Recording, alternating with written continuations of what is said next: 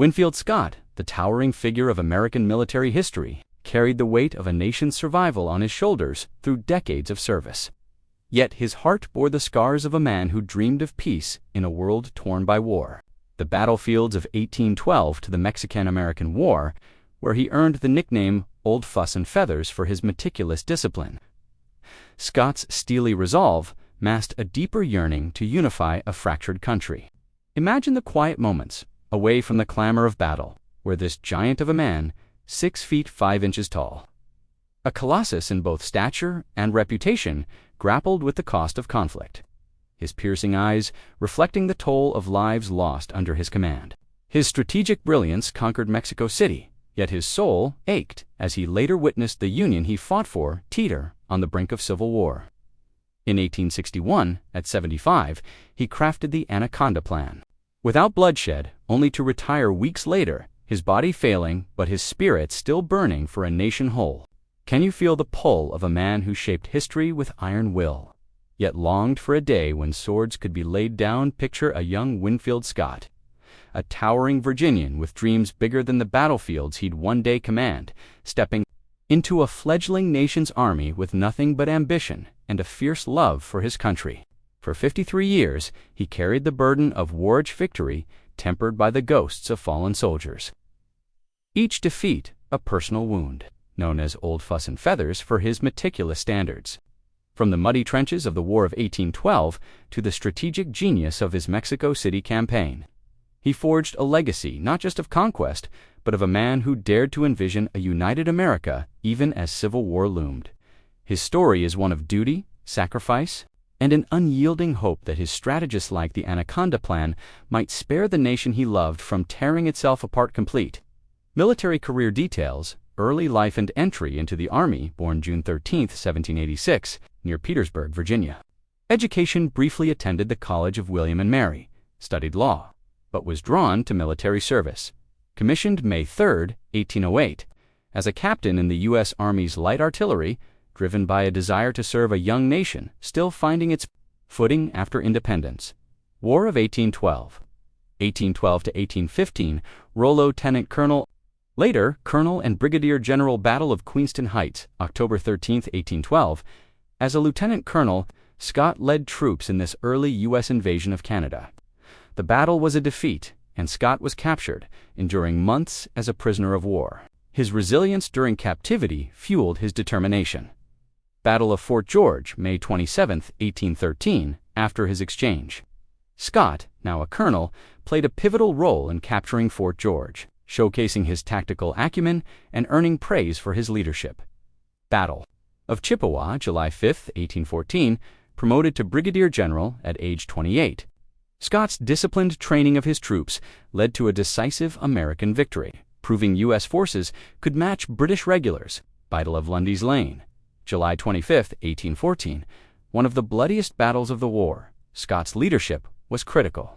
Despite severe wounds that left him incapacitated for months, his bravery earned him a brevet II Major.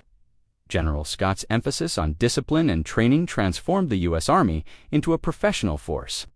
His experiences shaped his reputation as a meticulous and courageous leader, earning the nickname Old Fuss and Feathers for his insistence on military protocol and appearance. Post-war of 1812, and peacetime service, 1815 to 1846, roles: commanding officer, military theorist, and diplomat. Contributions: military reforms. Scott authored general regulations for the Army, 1821, standardizing U.S. Army procedures and establishing a foundation for military professionalism. Black Hawk War, 1832, commanded operations against the Sauk and Fox tribes in Illinois and Wisconsin, negotiating peace and demonstrating his ability to balance military force with diplomacy. Seminole Wars, 1835 to 1836, led campaigns in Florida against the Seminole tribe. Harsh terrain and guerrilla tactics frustrated Scott's conventional strategies, leading to his recall, a rare setback in his career. Aroostook War, 1838 to 1839, played a diplomatic role in resolving this bloodless U.S. and British Canada, showcasing his skill in averting conflict. Commanding General of the U.S. Army, appointed in 1841, Scott became the longest-serving commanding general 1841 to 1861. Overseeing Army modernization and preparing for future conflicts. Mexican-American War, 1846-1848.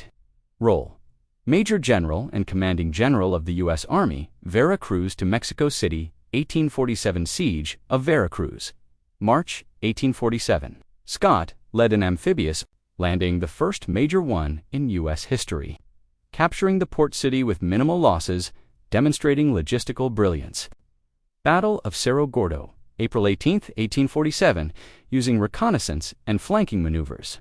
Scott decisively defeated Mexican forces under Santa Anna, opening the road to Mexico City. Battles of Contreras and Churubusco, August 19 to 20. 1847. Scott's forces outmaneuvered larger Mexican armies, showcasing his strategic adaptability in rugged terrain.